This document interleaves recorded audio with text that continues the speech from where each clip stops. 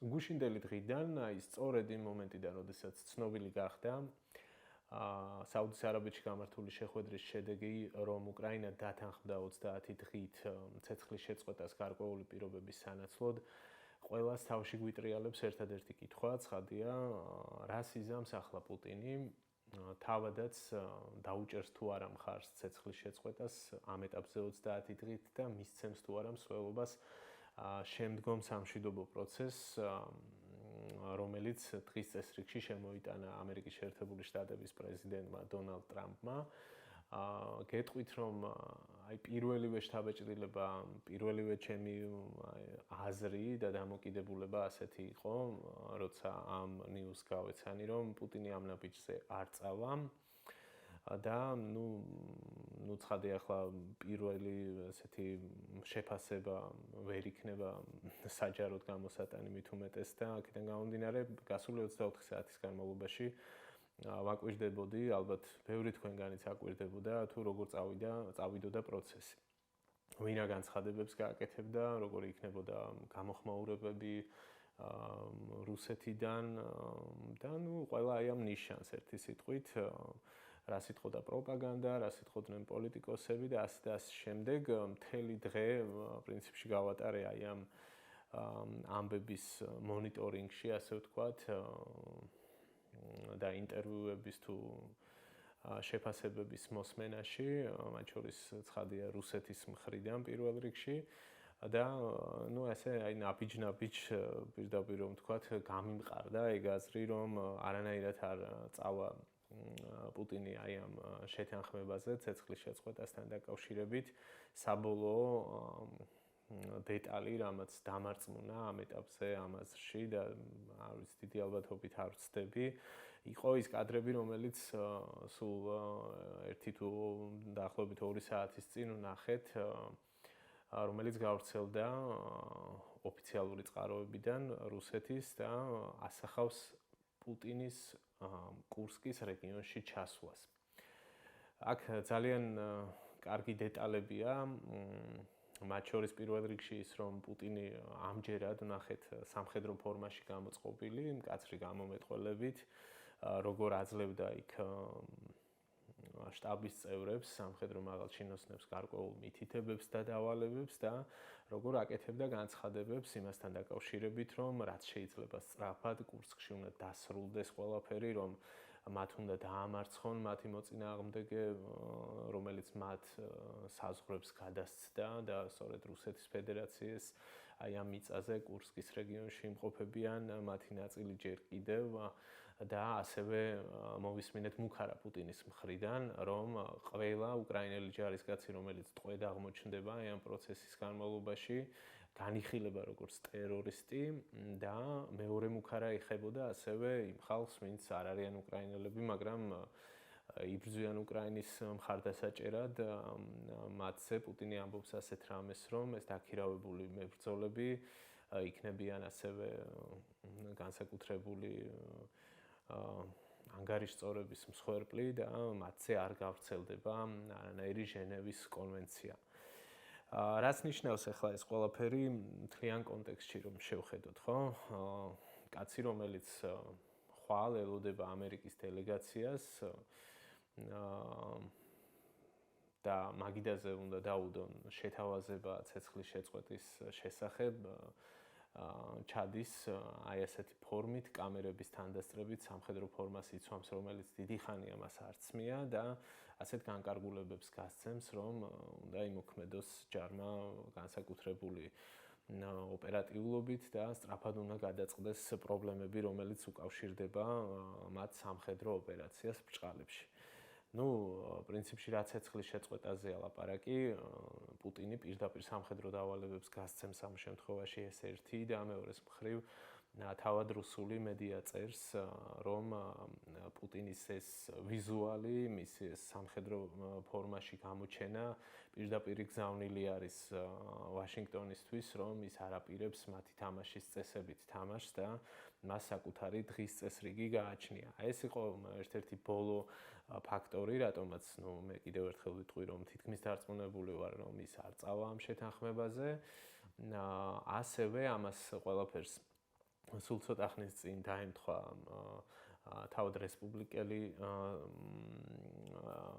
სენატორების და კონგრესმენების განცხადებები იმასთან დაკავშირებით, რომ სკეპტიკურად უყურებენ რუსეთის მხრიდან რაიმე დათმობაზე წასვლას ამ ეტაპზე და ამის მიუხედავად მაინც ამერიკის დელეგაცია ჩადის რუსეთში და ისინი ეცდებიან მოახდინონ გავლენა კრემლის პოლიტიკაზე და მიიღონ მათთვის სასურველი შედეგი ამ შემთხვევაში პუტინის მხრიდან დათანხმება აი ამ დროებით ძალზე. ერთ-ერთი პირველი ნიშანი, რამაც რუსეთის სამომავლო ნაბიჯებთან დაკავშირებით შექმნა ეს სკეპტიკური განწყობა, ასე ვთქვათ, რბილად იყო პროპაგანდა. რუსული პროპაგანდა და მათი გზავნილები ჯერ კიდევ გუშინ გვიან ღამით ეთერებში ისინი სვამდნენ კითხვას მერე რა თუ რუსეთი ხელს მოაწერს ამით რას მიიღებს ეს სახელმწიფო. ისინი ამბობდნენ რომ ეს ყველაფერი არ შედის რუსეთის ინტერესში, პირიქით შედის უკრაინის ინტერესში, რადგან ამ ერთ თვეში ისინი მოასწრებენ და მოახერხებენ გადაჯგუფებას, გადაიარაღებას და შემდგომ უფრო მეტ პრობლემას შექმნიან და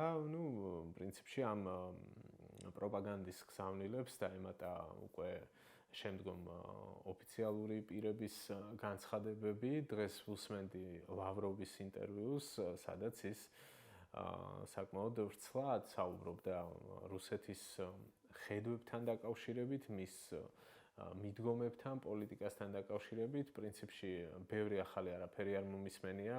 ის რასაც ამ დრომდეც არ ამბობდნენ რუსეთის პირველი პირები. საინტერესო იყო რომ ის საუბრობდა რუსეთის და ამერიკის შემდგომ ურთიერთობაზე,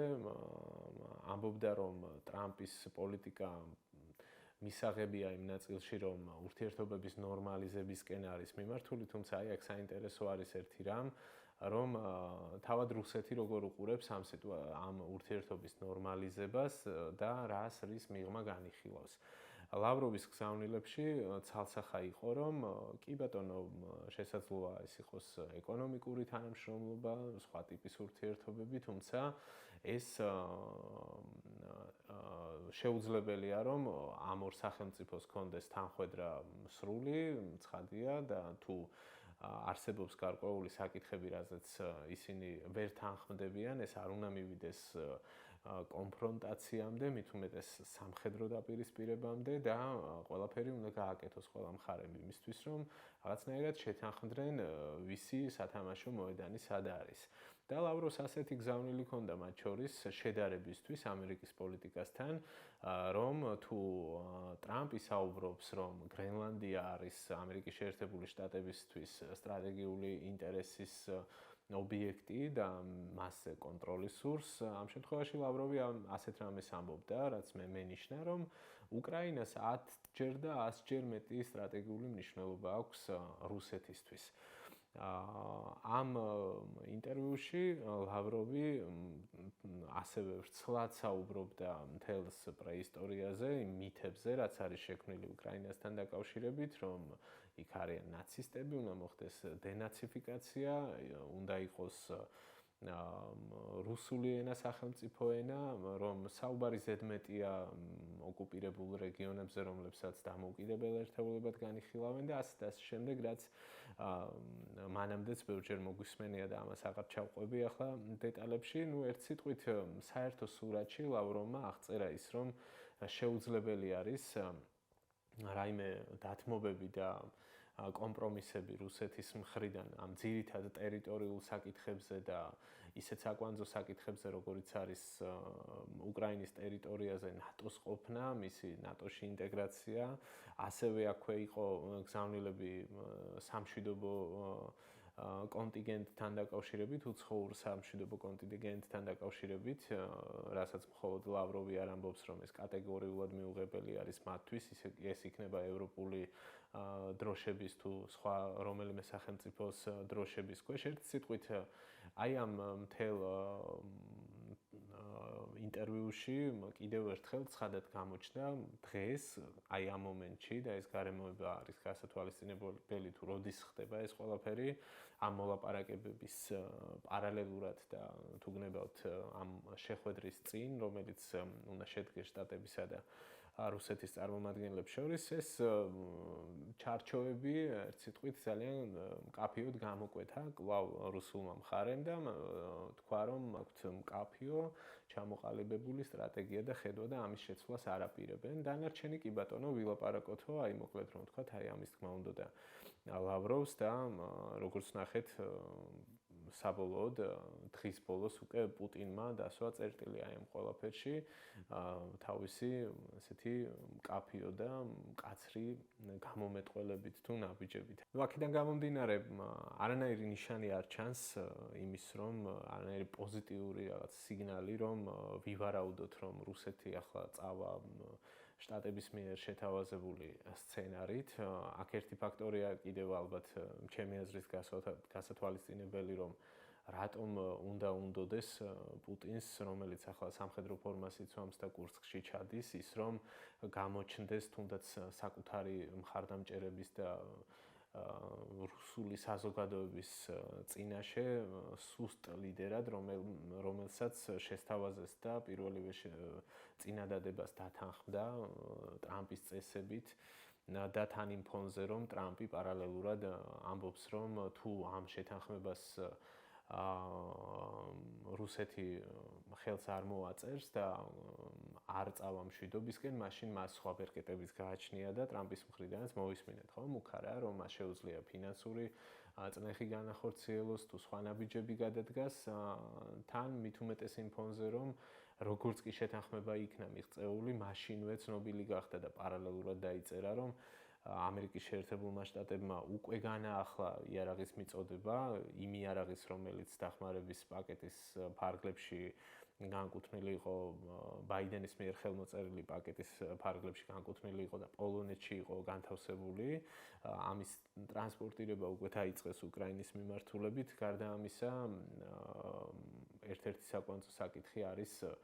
დაზვერვის მონაცემები, რაც მნიშვნელოვანი არის ასევე უკრაინისთვის. აი ამ ფონზე ერთის მხრივ, როცა მას ტრამპი ემუქრება შემდგომში სანქციებით, თუ ისე არ მოიქცევა როგორც თავადეუბნება და არ იქნება ჭკვიანად, მეორე მხარეს იმ ფონზე, რომ შეიარაღება მიდის უკრაინის მიმართულებით, ცხადია ეს პუტინს არ აყენებს საუკეთესო მდგომარეობაში, მინიმუმ იმიჯის თვალსაზრისით მას ეს ნამდვილად არ აწყობს ჩემი აზრით და საპასუხოს დემონსტრირებასაც ცდილობს. ნუ მოკლედ რომ შევაჯამო ეს ნაწილი და ცოტა პუტინის დღის წესრიგიდანაც რომ დავინახოთ, არ მგონია რომ ჯდებოდეს მის გეგმებში ახლა 30 დღით ცეცხლის შეწყვეტა.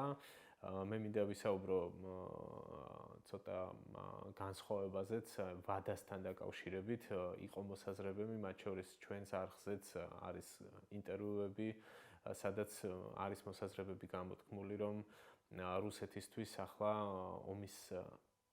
შეჩერება გარკვეული პერიოდით პირიქით მომგებიანი შეიძლება იყოს იქიდან გამომდინარე, რომ მას რესურსები გამოფიტული აქვს, რომ გადაიარაღება მოასწროს და ასე და ასე შემდეგ, თუმცა აქ საგულისხმოა, რომ ერთი თვე არ არის ის ვადა, როდესაც მათ რაღაც სრულფასოვანი განახლება მოახერხონ თუნდაც სამხედრო ტექნიკის თვალსაზრისით და ხელახალი ძალები მობილიზება მოასწრონ, თქვათ, ფართომასშტაბიანი შემდგომი ოპერაციებისთვის. აქედან გამომდინარე, ეს პაუზა ამ ნაწილში არ იქნება დიდი ალბათობით მათთვის ხელსაყრელი და ესაც ერთ-ერთი ფაქტორი იქნება, რატომაც ჩემი აზრით არ დათანხმდებიან მსგავს ხელშეკრულებას და ბოლოს მინდა რომ თქვენი ყურადღება გავამახვილო იმ გარემოებაზე, თუ რა პოზიციაში აღმოჩნდა გუშინდელი შეთანხმებით უკრაინა მთელი დაძაბულობის შემდეგ, რაც მოყვა პირველ კონტაქტს ხელახლა არჩეულ პრეზიდენტ ტრამპთან ოვალურ კაბინეტში თეთრ სახლში მომხდარი აი ამ სკანდალური შეხვედრის შემდეგ ჩვენ ხედავთ რომ სრულიად ახალი რეალობა დაუდგა გუშინდელი დღით უკრაინას მათ მოახერხეს ის რომ რეაბილიტაცია მოხდა აი ამ ურთიერთობების გაჯანსაღება მოხდა ერთი შედეგი ეს არის მოვისმინეთ ტრამპისთვის დასმულ კითხვაზე პასუხიც როდესაც მას ჟურნალისტმა კითხა რომ მიიწვევს თუ არა ზელენსკის ხელახლა თეთრსახში პასუხი იყო რომ კი რატომაც არა გარდა ამისა პრინციპში უკრაინამ მიიღო ყველაფერი რაც ჭირდებოდა მიიღო სასიცოცხლოდ მნიშვნელოვანი სადაზვერვო ინფორმაცია რომელიც განაახლეს აღარავინ აღარ საუბრობს Starlink-ის სისტემის გათიშვაზე ასევე მათ მიეწოდებათ კრიტიკულად მნიშვნელოვანი შეიარაღება რომელიც განკუთვნილი არის როგორც შეტევითი ოპერაციებისთვის ასევე პირველ რიგში რაც მნიშვნელოვანია საჰაერო თავდაცვის თვალსაზრისით და გარდა ამისა მათ მიაღწიეს ფაქტობრივად მიღწეული აქვს შეთანხმება მინერალებთან დაკავშირებით და ეს ხელშეკრულებაც დიდი ალბათობით უახლოეს მომავალში გაგრძელდება. ახლა როგორც ტრამპი ამბობს ხოლმე კარტები სწორედ ზელენსკის უჭირავს მას აქვს პოლიტიკური უპირატესობაც იმ თვალსაზრისით, რომ თუ ვინმე ამ დრომდე კითხვას სვამდა, ვის არ სურს მშვიდობა, ამ კითხვაზე პასუხი ახლა ყველა მიცის. ცხადად, მკაფიოდ ითქვა, მათ შორის ამერიკელი პოლიტიკოსების მხრიდან, როგორც შეხვედრაში მონაწილე დელეგაციის წევრების, ასევე უშუალოდ ტრამპის მხრიდან, რომ აღარაფერს ვამბობ, თქვათ, რესპუბლიკელ სენატორებზე, კონგრესმენებზე, რომლებიც ამბობენ, რომ ახლა ყველასთვის ყველაფერი გასაგებია, ზელენსკიმ გადადგა მშვიდობისკენ ნაბიჯი და ახლა არის ბურთი სწორედ რუსეთის მოედანზე. რუსეთის მოედანზე, რომელიც მათ თამაშს წესით საკუთარი წესებით უპასუხებს და დიდი ალბათობით უშედეგოდ დაბრუნდება ჩემი აზრით კიდევ ერთხელ ვიტყვი შტატების დელეგაცია რუსეთთან შეხვედრის შემდეგ და ამის შემდეგ უკვე ყველაზე საინტერესო იქნება რა იქნება საპასუხო ზომები რა პოლიტიკას აირჩევს თეთრი სახლი ამ შემთხვევაში ტრამპი რომლის ნაბიჯების განჭვრეტა ძალიან რთული არის შეეცდება კვლავ უკრაინის დაწნეხვას და დამატებით რაღაცა კომპრომისებზე მის დაყოლიებას თუ მართლაც იმოქმედებს ისე როგორც ბოლო განცხადებებში ტრამპი ამბობს მართლაც მოახდენს თუ არა ზეწოლას პუტინზე მის რეჟიმზე და აწესებს თუ არა დამატებით სანქციებს მათ შორის ერთ-ერთი რესპუბლიკელი ამბობდა იმასაც რომ მათი გეგმა არის დაუწესონ სანქციები და შეზღუდები მესამე ქვეყნებს რომლებიც ხელშეუწყობენ რუსეთს საკუთარი ბიზნესის წარმოებაში თუ ნავთობის ექსპორტსა და სხვა მნიშვნელოვანი პროდუქციის ექსპორტში, რომელიც მათი ეკონომიკის მთავარი საყრდენი არის და რომლის მეშვეობითაც ხდება სწორედ პუტინის ომის მანქანის დაფინანსება. ეს არის პრინციპში, რაც ამ ეტაპზე მინდოდა რომ გამეზიარებინა თქვენთვის იმ ინფორმაციაზე და დაყრდნობით, რასაც ვეცნობოდი გასული 24 საათის განმავლობაში და არა მხოლოდ ამ ყველაფერს ცხადია ძალიან დიდი ყურადღებით ვაკვირდები, რაც უკავშირდება უკრაინას, შტატებისა და უკრაინის ურთიერთობებს, სამშვიდობო პროცესს, რომელზეც არის საუბარი და პრინციპში შევეცადე რომ სწორედ აი ამ ინფორმაციაზე დაყრდნობით ჯერ პირველ რიგში მე თვითონ გამომეტანა გარკვეული დასკვნები, გამომეთქვა ვარაუდები და შემდეგ უკვე თქვენთვისაც შემომეთავაზებინა ჩემი აზრები. ცხადია ეს არ არის რაღაც ჭეშმარიტება, თქვენ შეგიძლიათ რომ თქვენი პოზიციები დააფიქსიროთ კომენტარებში, რას ფიქრობთ, როგორ წავა პროცესი, ვის რა აწყობს ამ ეტაპზე. შესაძლოა ჩემ აზრს არც ეთანხმებით და ფიქრობთ რომ პირიქით პუტინი წავა ამ ნაბიჯზე და აჩვენებს რაღაცა განსხვავებულ ნაბიჯებს, ნახოთ, არ ვიცი, დაწერეთ კომენტარებში, გამოხატეთ თქვენი აზრი, მე ყოველ შემთხვევაში გითხარით და კიდევ ერთხელ გავიმეორებ, რომ არანაირად არ მაქვს მოლოდინი იმის, რომ პუტინი ამას დათანხმდება და კიდევ ერთხელ ყველასთვის ცხადი გახდება თუ ვინ არის აგრესორი. მეტიც ბოლო ერთ-ერთი ბოლო რაც წავიკითხე იყო Washington Post-ის ინფორმაცია, ამ ინფორმაციით გაჟონა გარკვეულმა ცნობებმა ევროპული სახელმწიფოების დაზვერვის მიერ მოპოვებულ ინფორმაციაზე იყო საუბარი, სადაც ნათქვამი იყო, რომ რუსეთის გეგმებში არ შედის არანაირად მშვიდობა და ისინი არ განიხილავენ ამ ომის დასრულებას 2026 წლამდე. აპირებენ გაატარონ პოლიტიკა, რომელიც წნეხის ქვეშ მოაქცევს პირიქით ამერიკის შეერთებულ შტატებს და ეცდებიან, რომ დისტანცირება მოხდეს შტატების აი ამ პროცესებიდან. მეორეს მხრივ საუბარი არის, რომ არანაირად არ შეიძლება იყოს დაშვებული რომელიმე ევროპული სახელმწიფოს რაიმე მშვიდობის მყოფელი უკრაინის ტერიტორიაზე და ერთ-ერთი ძირითადი გზავნილი ამ ინფორმაციაში არის ის, რომ რუსეთის გეგმა ზელენსკის სასწრაფოდ ჩამოაშორონ დაკავებულ თანამდებობას, რომ მოხდეს იქ რაღაც მარიონეტული რეჟიმის დანიშვნა, მარიონეტული პრეზიდენტის თუ ასე შემდეგ და სრულად მოხდეს აი ამ გეგმით უკვე მათთვის მთელი უკრაინის ასეთ ნაცრისფერ და ბუფერულ ზონად ქცევა. აი ესაც გამახსენდა და ბარემ გითხარით, მოკლედ მადლობა ყურადღებისთვის, დაგემშვიდობებით, ვნახოთ დიდი ინტერესით მივადევნებთ თვალს თუ როგორ განვითარდება პროცესი. ძალიან მაინტერესებს რა მოხდება ხვალ, რა მოხდება მთელი ამ კვირის განმავლობაში და შემდგომშიც გაგიზიარებთ ჩემს შეფასებებს თუ პროგნოზებს. ნახვამდის.